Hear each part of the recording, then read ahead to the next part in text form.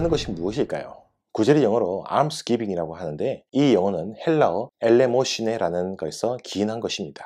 이 헬라어 단어가 나타내고 있는 것은요, 가난한 자들에게 돈을 줌으로 구제하려는 시도로서 연민이나 그들에 대한 친절함을 가리키는 것입니다. 다시 말해서 이 구제라고 하는 것은요, 하나님 앞에서 동정을 표현하는 구체적인 행함의 일체를 말한다고 볼 수 있습니다. 이 구제에 대해서 구약에서는 무엇이라고 말씀하고 있을까요? 구약에서 구제라고 하는 것은 여호와 하나님의 명령이며 이상적인 행위 속에 담겨있는 감정으로서 동정을 말씀합니다. 우리가 사는 땅에는 자신보다 가난한 사람들이 언제나 끊이지 아니할 것을 말씀하셨는데, 이는 하나님께서 이런 것들을 허락하신 이유는 바로 하나님의 말씀을 받는 주의 백성들이 구제에 대한 명령을 실행하라라는 의미를 가지고 있습니다.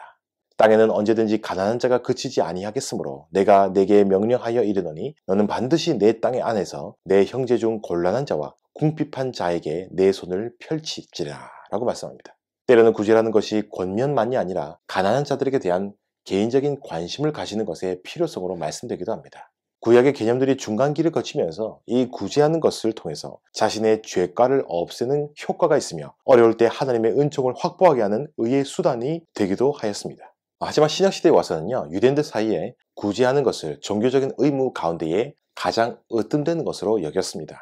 모든 도시의 회당에서는 구제를 위해 매 안식일마다 괴나 접시에 담는 돈이 있었습니다.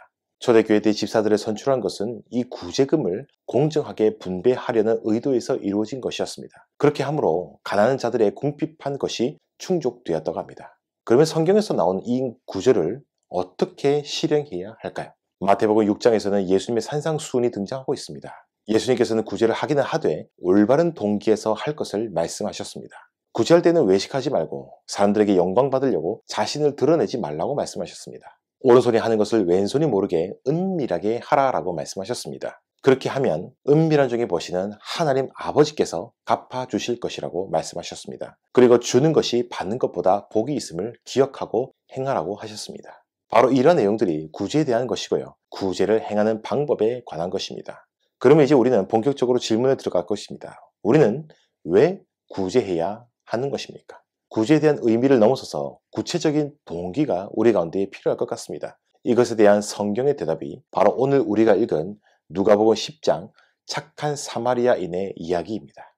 우리가 교회에서 자주 듣던 사마리아인의 이야기는 어떤 이야기입니까? 이 말씀은 단순히 선행을 알려주는 차원을 넘어서는 말씀입니다. 물론 사마리아인의 모범적인 사랑의 실천 이야기가 나오지만요, 더욱 중요한 것은 메시아가 도래한 구원의 새 시대에 눈을 뜬 사람들의 새로운 사람의 삶의 방식에 대한 교훈을 말씀하고 있는 것입니다. 바로 앞 구절을 보면요, 예수님의 감사기도 가운데서 예수님으로 인한 새 시대가 숨겨진 사람과 이를 보게 된 사람의 대조가 등장하고 있습니다. 예수님께서 가져다 주시는 구원의 새 시대를 살아가는 사람이라고 한다면 과연 어떠한 모습으로 살아가야 하는지, 그런 삶의 모습을 보여주는 말씀이 바로 오늘 우리가 읽었던 이 말씀입니다. 오늘 말씀의 시작은 어떤 한 교사의 질문으로 시작합니다. 25절 말씀을 보면 이렇게 시작하죠. 어떤 율법 교사가 일어나 예수를 시험하여 이르되 선생님, 내가 무엇을 하여야 영생을 얻으리까? 당시 영생을 얻기 위한 질문은 유대인들 사이의 흔한 질문 가운데의 하나였다고 합니다. 그런데 이 율법 교사의 질문은 단순히 예수님께 답을 얻고자 하는 순수한 목적의 질문은 아니었습니다. 예수님을 시험하고자 하는데 그 목적이 있는 순수하지 못한 그런 질문이었습니다. 그는 예수님에 인해서 새 시대를 살아가지만 실상은 보지 못하는 어리석은 사람의 예시로 등장하는 것입니다. 예수님께서는 이 질문에 당시에 랍비들이 자주 하시던 질문으로 되묻는 방식으로 대답하셨습니다. 율법 교사의 대답이 무엇입니까? 내 마음을 다하며 목숨을 다하고 힘을 다하여 뜻을 다하여 주 너의 하나님을 사랑하고 또한 내 이웃을 내 자신과 같이 사랑하라라는 근사한 대답을 하고 있습니다. 이 말씀의 뜻이 무엇입니까? 가장 먼저는 유일하신 하나님을 우리의 전 인격적으로 모든 것을 내어 걸고 사랑하는 것이고, 이어서 이웃을 자신의 몸과 같이 사랑하는 것입니다. 예수님께서 이 대답에 무엇이라고 답하셨습니까? 28절 말씀을 보면 예수께서 이르시되 네 대답이 옳도다. 이를 행하라. 그러면 살리라 하시니. 예수님께서 그의 대답을 옳다고 인정해 주시고 칭찬해 주셨습니다. 그리고 그것을 행하라. 그것을 행하면 산다라고 말씀합니다. 여기서 뭔가 이상하지 않으십니까? 구원은 분명히 무엇으로 얻는다고 우리가 알고 있습니까? 오직 은혜로, 오직 믿음으로 받는다고 잘 알고 있습니다. 그런데 예수님께서 이것을 행하라고 하시면서 이를 행하면 살 것이라고 말씀합니다. 혹시 예수님께서 행위 구원을 말씀하고 계시는 것일까요?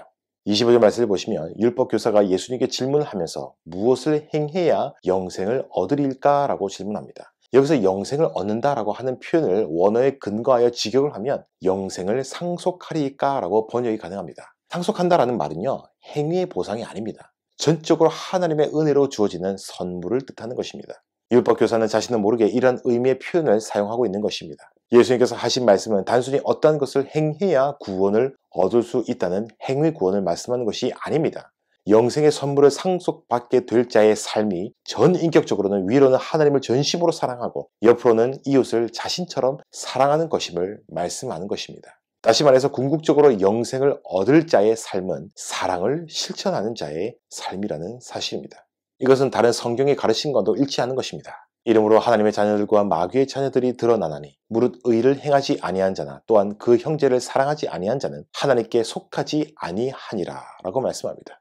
이 율법교사는 다시 예수님께 질문합니다. 그러면 내 이웃이 누구입니까? 라는 것입니다. 율법교사는 나름 이웃 사랑을 제한적으로 이해하려고 하였습니다. 이웃이 누구인지 예수님께 묻는 자세는 말씀을 듣고 자신의 생각을 고치려는 의도가 아니었습니다. 29절에서 보듯이 자신을 옳게 보이며 자신이 가지고 있는 생각을 정당화하려는 의도가 분명하게 있었습니다. 율법교사의 재차 질문에 예수님은 무엇이라 대답하셨습니까? 예수님의 대답은 누가 이웃입니까?에 대해서 사랑의 실천에 대한 답변이었습니다. 과연 누가 긴급한 도움을 필요로 하는 사람에게 실제적인 도움을 준 이웃이었는지에 대해서 말씀하고 있습니다. 그것이 바로 사마리아인의 이야기였습니다.